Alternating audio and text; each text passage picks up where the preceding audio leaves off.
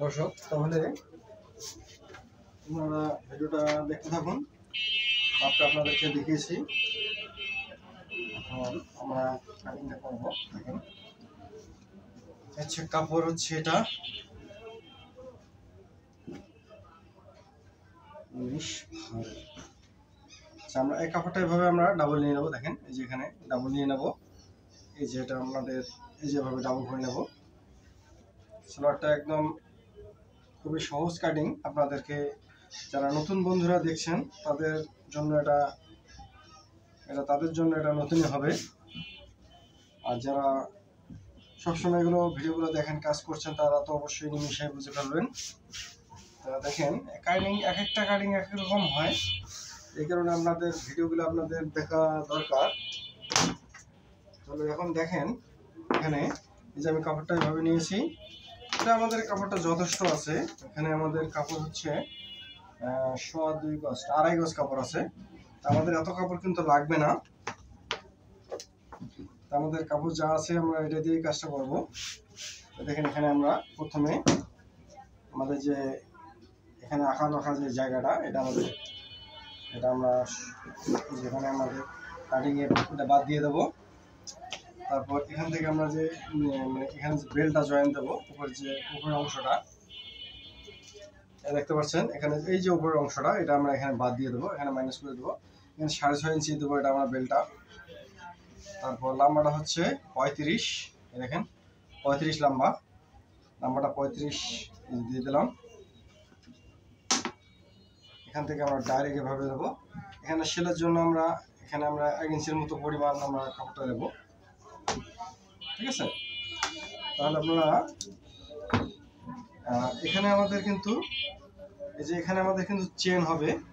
চেনের জন্য এখানে আমরা বাকি অংশটা রাখবো। এখানে আমরা চেনটা 6 ইঞ্চি দিয়ে দিতে পারি। তারপর এখানে হচ্ছে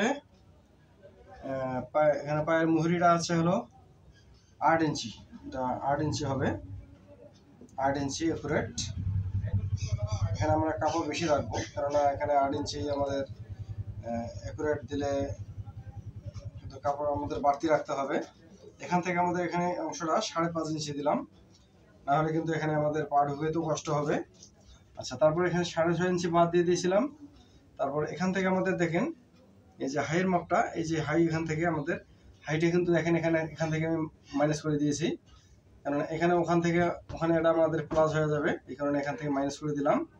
তাহলে আমরা এখান থেকে আমরা যে মাপটা এখানে ডাইরেক্ট আমাদের মাপটা আসতেছে। দেখেন 14.5 ইঞ্চি হাইটা, এই যে 14.5 হাই, এই যে 14.5। এখানে আমাদের এই যে 14.5 নিলাম। তারপর এখানে আমাদের হচ্ছে রান হচ্ছে 15 ইঞ্চি। এই যে 15 ইঞ্চি রান, এই যে এটা হলেন মাপ।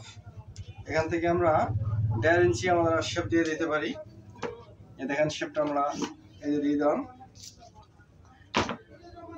তারপর এখানে দেখেন, এখন যে এখান থেকে আমরা শেপটা এভাবে টানবো, এই যে এখান থেকে এভাবে, কেননা এখানে আমাদের শেপটা দিতে হবে, কেননা এটা একটু ফিডিং ধরনের হবে। এই দেখেন এখানে ফিডিং হবে, এই কারণে আমি এটা ফিডিং করে একটু শেপ দিয়ে দিলাম।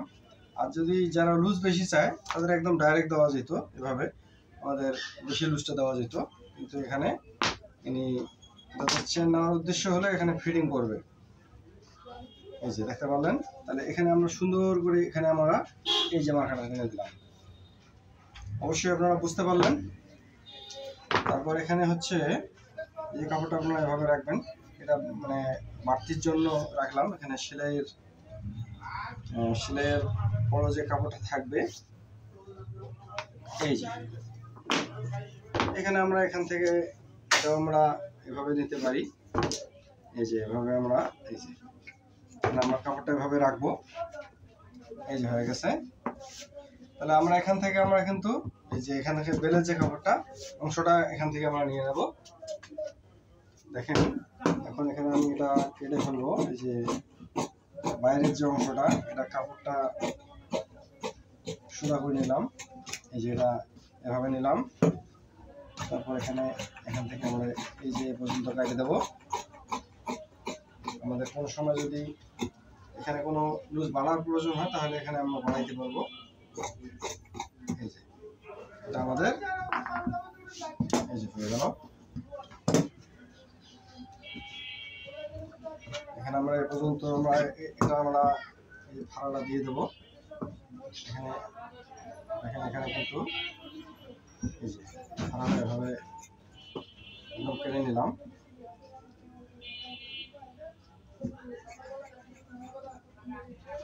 এই যে 1 সমান এই যে কেটে নিয়ে নিলাম। তাহলে এখন এটা আমি এই সাইডে রাখলাম।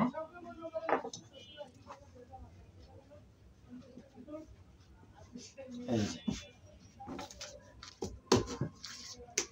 এখন এখান থেকে আমি একটু ভাঁজ করে এখানে রাখি। কাপড়টা আমাদের এখানে বেশি আছে, এই কারণে আমি কাপড়টা একবারে কেটে নিতে পারি। দেখেন এভাবে আমরা কাপড় যখন বেশি থাকে সেই হিসাবে আমরা কাপড়টা একটু বেশি করে আমরা রাখতে পারি, সমস্যা নাই। কিন্তু যদি কাপড় কম থাকে খুব হিসাব করে আমাদের কাজটা করতে হয়। দেখেন আমি এখান থেকে ডাবল নিয়ে নেব। এই যে এখানে 6 ইঞ্চি, আপনাদের বুঝতে একটু হয়তো এলোমেলো লাগতেছে, তারপর আমি দেখাচ্ছি। দেখেন এখানে আমি কাপড়টা বেশি আছে এই কারণে আমি কাপড়টা এভাবে ভাঁজটা করলাম। দেখেন আমরা কিন্তু বেলটা 6.5 ইঞ্চি দিয়েছি।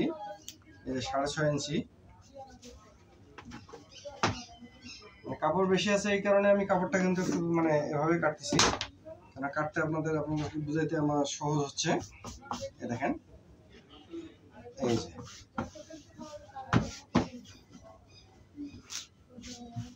তারপর এখানে হচ্ছে 19 ইঞ্চি।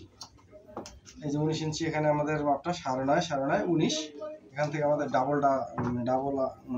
ডাবলের মাপটা এটা। তারপর এখান থেকে আমাদের দেখেন এটা হচ্ছে আমাদের যে সেলাইয়ের মার্কাটা। এখান থেকেও আমরা কাপড় আছে তো সমস্যা নেই, আমরা এইভাবে আপনাদেরকে সহজভাবে আমি দেখালাম, এই জন্য এভাবে কাটিংটা করলাম। দেখেন এটা কিন্তু এভাবে কাটা ঠিক না, কারণ কাপড় নষ্ট হয়, কিন্তু আমি আপনাদেরকে এভাবে দেখালাম, কারণ কাপড়টা আছে সমস্যা নাই। এই যে এটা আমাদের কিন্তু ডাবল, দেখেন এই যে লম্বা করলে কিন্তু এই যে আসতেছে, ঠিক আছে। এই যে এভাবে আমাদের লম্বা করলে এই অংশ আসতেছে, যেটা আমাদের যখন জয়েন হবে 2 সাইডে, তারপরে এইভাবে আসবে। 4 পার্ট করলে এটা আসলো এভাবে।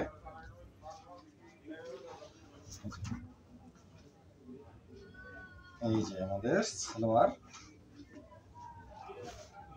এটা আপনারা এই যে এভাবে আপনারা এই যে